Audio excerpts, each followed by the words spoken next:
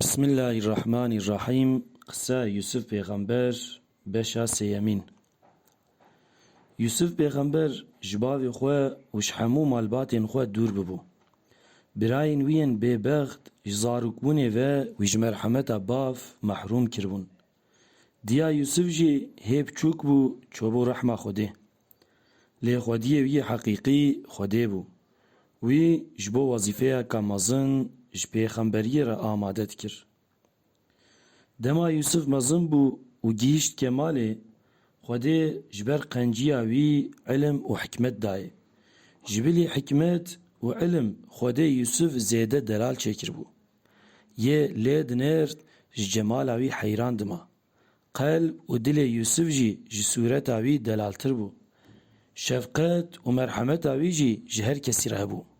Ew jî însan bû, lê di nav mirovan de wek yaqût dibiriqî. Di qesra Zuleyxa de xulamî dikir, lê yekê wisa bû ku qîmetî wî hatibûna zanîn, ê hemû ehlê erdê jê re bûne xulam. Piştî demekî Zuleyxa dil berda Yusuf. Çiqas diço eşqa dilê wî zêde dibû. Êdî xwe nedigirt. Rojekî xwast bi Yusuf re tiştekê nerewa bike.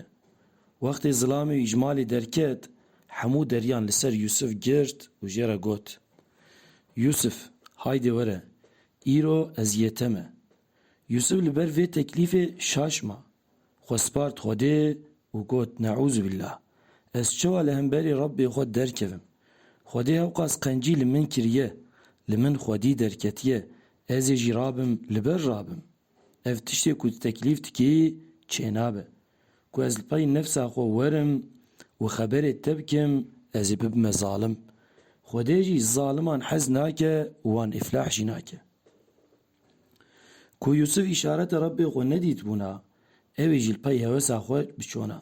Ji ber ku Yusuf rast, ji dil û dilpak bû, Xwedê jî wî ji xirabiyê û ji xapandinan Zuleyxa xilas kir. Dema Yusuf daxwaza vê jina delal red kir, Zuleyxa hewl da ku Yusuf bi darê zorê bi dest bixe.